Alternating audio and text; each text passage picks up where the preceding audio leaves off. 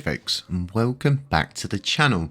As you can see from the title of the video, things are moving in a more positive direction. I'm going to try and break this down as best as I can from what I've been seeing in relative terms, in relativeness realistically to this. That was a lot of R's in a simple sentence. But moving forward, if you go over to your Binance apps, if you trade on Binance, you do anything on Binance, you'll actually find that for the past 24 hours, there was a hot logo actually on USTC. It's also showing at the top of the list on Binance. Why this is happening, God knows. But the thing we do know is CZ favors us. We're like the favored child of the cryptocurrency universe. They do not burn in the same way. They do not support in the same way with any other blockchain as they do with LUNC. So I am on Crypto Bubbles. This is on the week. Let's just jump over to the USTC price. It is currently running. We're sat on a 30-minute chart. This is really good. The reason why this run's looking actually really good is because we've not just gone vertically upwards. Everybody knows if we go vertically upwards, we go vertically downwards. This is just simple crypto physics 101. It's a thing where you get overextended, there's not enough support, and it's kind of like someone's flooding a very, very low pop coin with a lot of liquidity to then shift it off elsewhere. And it's kind of one of those pump and dump scenarios. This doesn't look like a pump and dump scenario. And the reason why I'm saying this is because we've started this around the 10th of July and we began to move up. We've come back down, we've consolidated for quite some time. And now we are moving upwards once again, but we're not just, like I was saying, it's not vertical upwards. We're taking these short, small steps to move forward collectively and leaving good areas of resistance and support on the way up. The good thing right now is there's not actually a lot of resistance. We're not overextended on the MACD indicator. If you don't know what the MACD indicator is, I know I mention it all the time. It's the moving average convergence divergence. This is a really good indicator to tell you actually what's going on. Every time the two lines cross, there's all sorts of different technical sort of routes that you can go for it. But the one thing I've learned is when the blue line becomes very overextended or the orange line gets left very, very lower than that extension, then a drawback is likely coming. But these things can continue to run. We've all witnessed different kinds of things happen, and many actually witnessed Luna itself before it moved to Luna Classic die and then come back overnight by about 15,000%. So those strange things do really happen. But the good thing is it's not just USTC, it's actually LUNC as well. And the good thing about this is, once again, leaving these really good stages of consolidation, really thinking and leaving lines of support, which is what we need. We need very steady momentum upwards. We need to build this up very well. If we look at the surrounding situations around us, BTC is not controlling this market right now. I think the crypto community is actually running a lot off of the back of XRP right now. The win that was taken away from the XRP case, as long as it went on, the moral of this story is it's not a security, and that is absolutely groundbreaking for us in DeFi, because we are definitely prime culprits when it comes down to the SEC really wanting to push rules and regs, because DeFi is ultimately the Wild West. You all saw DKW token rug.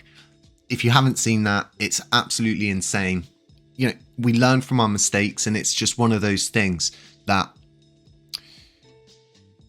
it's just insane. Let's move back to USTC for a little bit, because the reason why I want to talk about this a bit more, ultimately, whatever is driving this, it's not the actual incremental repeg itself, because that's not being put in place yet. They're still getting everything together. They're still building it up. But I think this is like smart money.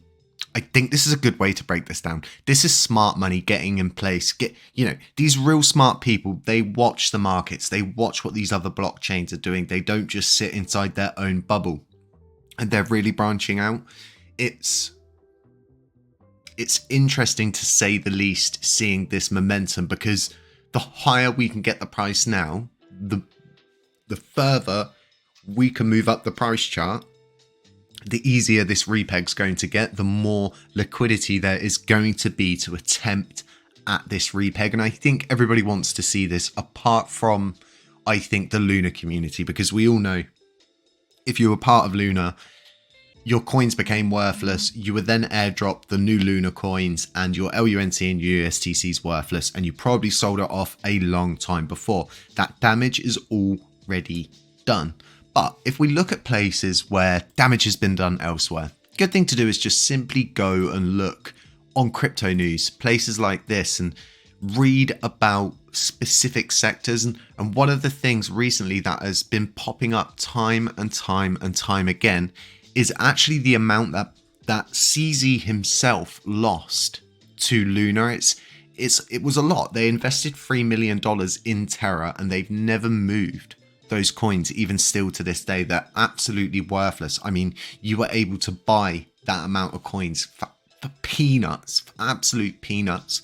So they have lost to this, and this just could be them pushing us further and further and further towards this goal of us restoring a system ourselves, benefiting from it, and Binance actually benefiting off the back of that, becoming whole again and fixing a system. And then guess what he's probably going to go and do? Well, you know, we were supporting them throughout. We did. He'll take the credit when it's time to take the credit. I think this is all just one smart play for Binance, specifically CZ. I think this all comes from the top. As much as people think there's loads of different minds involved in this, I think CZ makes most of these decisions as to what is going on with our sector, because if you look at the amount of money they've burnt, not the amount of coins they've burnt, it's not to be sneezed at. It's an absolutely extraordinary amount of liquidity that they've just taken every month and burnt, and nobody else is doing that. No other blockchain is doing that. They're not doing that for any other of these cryptocurrencies that do burn.